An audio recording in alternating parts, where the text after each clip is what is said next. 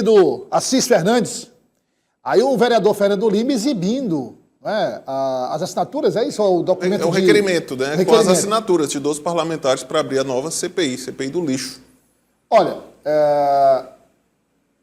João, você está debutando? Debutando assim, depois de uma ausência?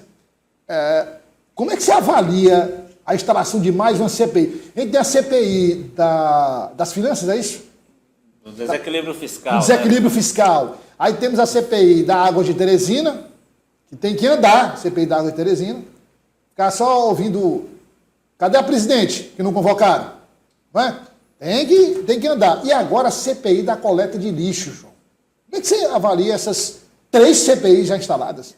Douglas, a CPI ela é um instrumento importante. Como o próprio nome diz, é uma comissão parlamentar de inquérito, ou seja, tem como objetivo investigar ou, de repente, procurar mais informações, um diagnóstico sobre a prestação de um determinado serviço ou algo específico que tenha chamado a atenção dos vereadores. E a CPI pode ser muito importante, se por acaso o trabalho for desenvolvido com equilíbrio, com seriedade, com objetividade e ter ali um objeto muito claro de investigação, de análise. Agora, se de fato o trabalho da CPI ficar de repente envolvido em questões políticas menores, em briga de ego, ou se direcionar os trabalhos para uma determinada linha que já é pré-definida, aí de fato fica contraproducente. Aí pode ter certeza que o que a gente vai observar é uma CPI que não vai trazer nenhum benefício para a população. E mais do que isso, é bom lembrar que a CPI se torna sempre uma vitrine, um palco, porque chama a atenção da sociedade, tendo em vista que normalmente é algum assunto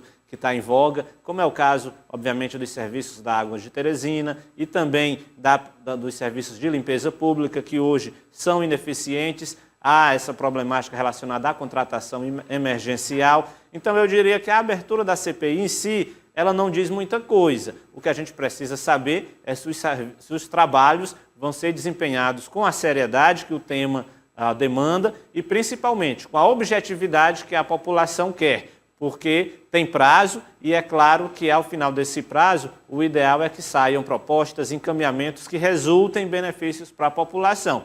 Se for para servir de palanque político, se for para servir para discussões vazias, para ofensas, para mau comportamento, né, comportamentos inadequados entre os parlamentares, aí pode ter certeza que em nada vai contribuir com a sociedade. Olha, vocês lembram da confusão de ontem na Câmara Municipal? E nós, inclusive, debatemos aqui a questão da seriedade do que aconteceu. Né? Porque, coloca a imagem aberta aí, por favor, todo mundo. A seriedade do que aconteceu. Porque, João, nós comentamos aqui ontem, óbvio que você acompanhou, o seguinte, o parlamento vem de parla, que significa fala. É para debater, é para discutir, é para... E não vá para um parlamento pensando que todo mundo vai passar a mão na sua cabeça e não vai, não. Se você é daqueles que é contrariado e vira um jumento, perde o equilíbrio.